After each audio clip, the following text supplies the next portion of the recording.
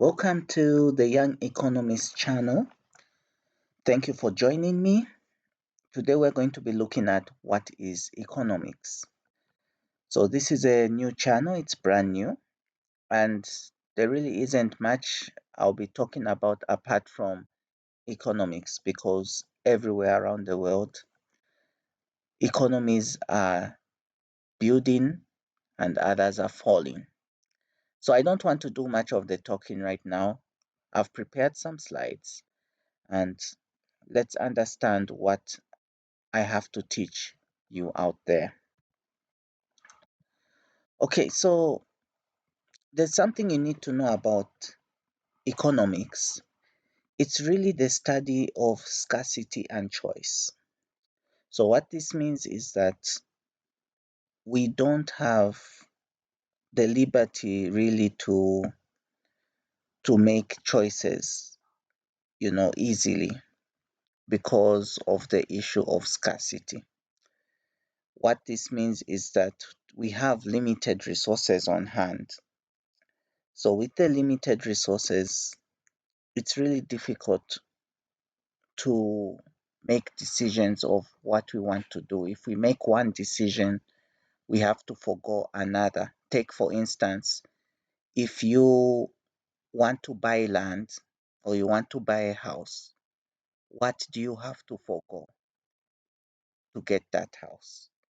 It could be you need to forego traveling on holiday. It could be you need to forego uh, going for further studies, okay? Or it could be you need to forego a lavish wedding if you are a newlywed. So there are certain things you forego in order to get what you want. And really, it's because of the scarcity of resources.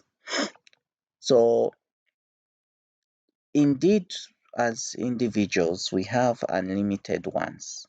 But the thing is that there are limited resources.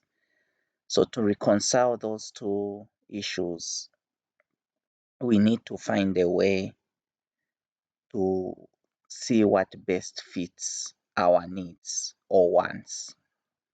Okay, so that's really what economics tries to do. It tries to reconcile the two.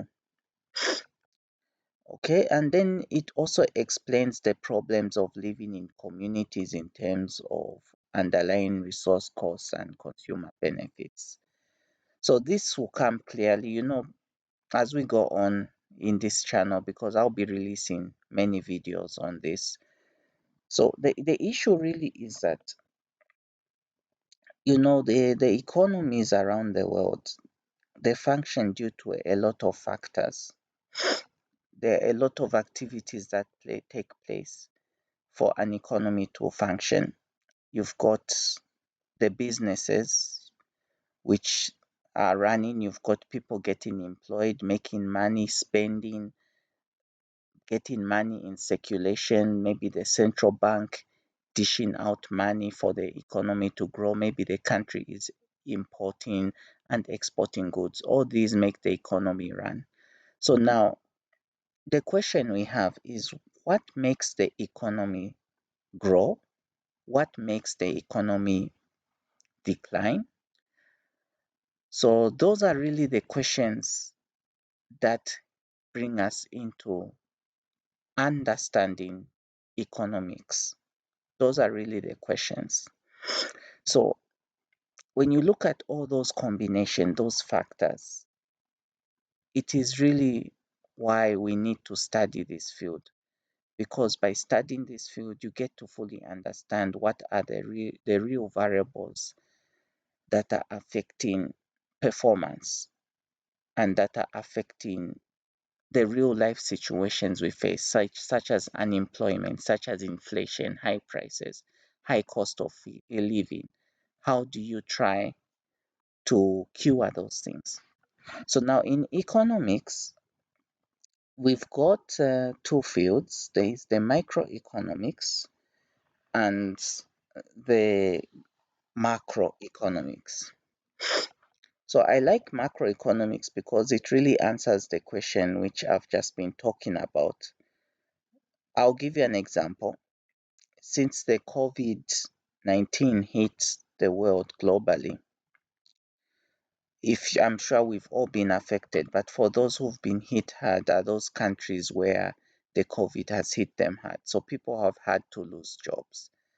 So now the situation is that when you have people losing jobs, people getting unemployed, the the performance of the economy naturally declines, because what this means is that the people that should have been in industry producing goods which could be probably exported have lost their jobs, and GDP probably has even fallen down because of that. So now what that means is that I'm sure you've heard of the word recession. Okay, the whole world actually is falling into a recession, and it's a sad thing to see, but of course the key is for people to get out there and start working again so that production can improve, and then we can have economies that thrive. So now when you look at macroeconomics, it tries to understand things like inflation, price levels, rate of economic growth, national income, domestic gross domestic product, and things like that, you see, and unemployment, as I have already explained. So these things will become clearer as you get to interact with me on this channel, because I'm going to be releasing videos on a weekly basis. So microeconomics is a social science that studies the implication of incentives and decisions. So when we look at microeconomics, as the word suggests, we are really looking at it in terms of a much more micro level, and we are looking at how individuals and businesses conduct themselves in order to build that efficiency. So it is a much more detailed level of understanding how the economy works. Macro looks like at the overall picture, okay, the bigger variables. But when we look at microeconomics, we're going deeper.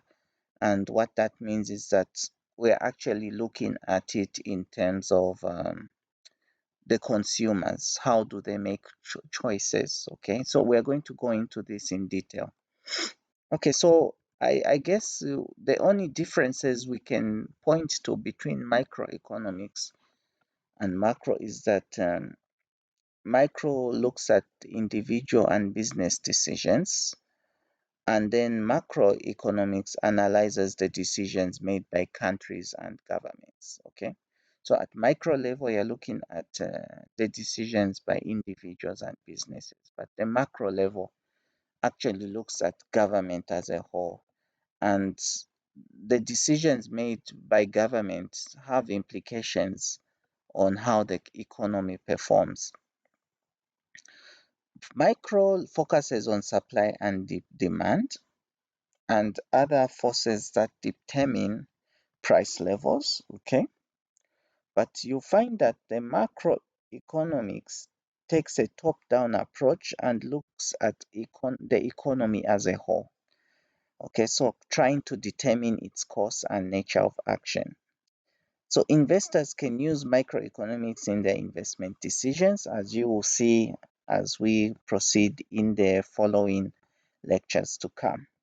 So I sure hope you find time to subscribe to this channel, because I'm certainly going to be posting on a weekly basis. So thank you so much for being here.